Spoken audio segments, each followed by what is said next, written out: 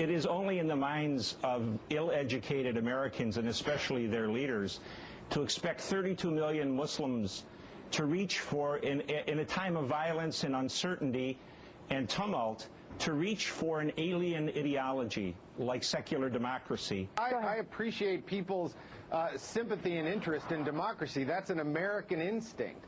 But unfortunately, in this case, this is the Middle East, and the traditions there do not support their embracing. If they were allowed to vote in an open election, they would put themselves vulnerable and make us vulnerable to dangerous terrorism. If Egypt's going to ever be a democracy, it needs to have it's got a lot of work to do. We ought to be promoting liberty and really not democracy. Congressman Ackerman might be positive that they're Jeffersonian Democrats about to create the first burgeoning democracy in the Middle East under Arab rule. I myself am not 100% confident. I keep hearing, and many people talk about this democracy, this new phase that Egypt is going.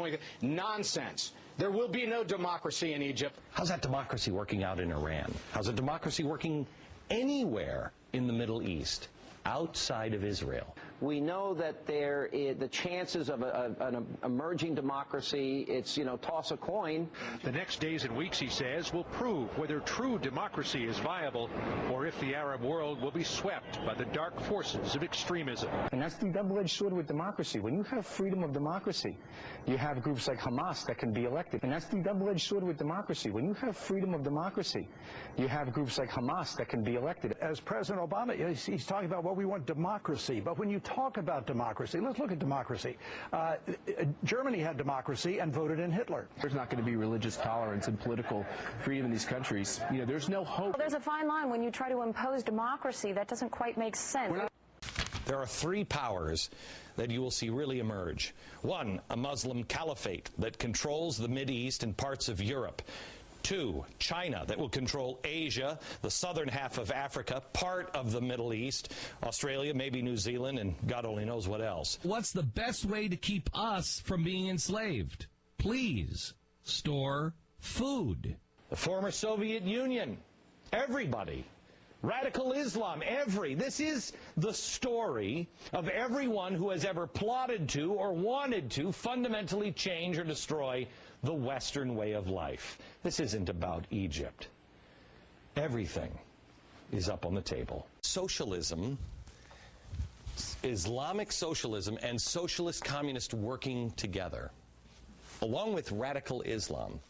Now, I showed you how there are different groups uniting with Egypt on the principle of destroying capitalism. This is going to blow your mind. That 12th Imam, when he returns, he will set up a global caliphate in ancient Babylon. This one should gravely concern you because he has all of the earmarks in their own writings of an Antichrist or the Antichrist. This is their official memorandum from the Muslim Brotherhood about their plans for North America. Their goals include the transformation of America into an Islamic state, the destruction of the Western world. Well, I want to show you their branches or spin-offs that they've created, operating in the United States. The Obama administration's policies are being viewed through and actually articulated and now implemented through influence operations that the Muslim Brotherhood itself is running in our own country. John Brennan, who's the Homeland Security Advisor to the President of the United States, I think he's complicit in this creep of Sharia law. On what the nature of the threat is, and is insistent upon using Brotherhood Front organizations as sources of information and as vehicles for, as I say, reaching out to the Muslim American community.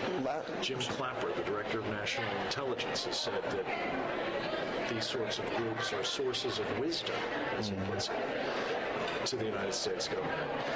Janet Napolitano, the Secretary of the Department of Homeland Security, is incessantly meeting with Muslim Brotherhood Front organizations and I think has in the past, if not today, employed people who are associated with them. You know, the media for the last 2 days says that I'm just telling all these things about Egypt to frighten people. This is the coming insurrection that we've warned you about.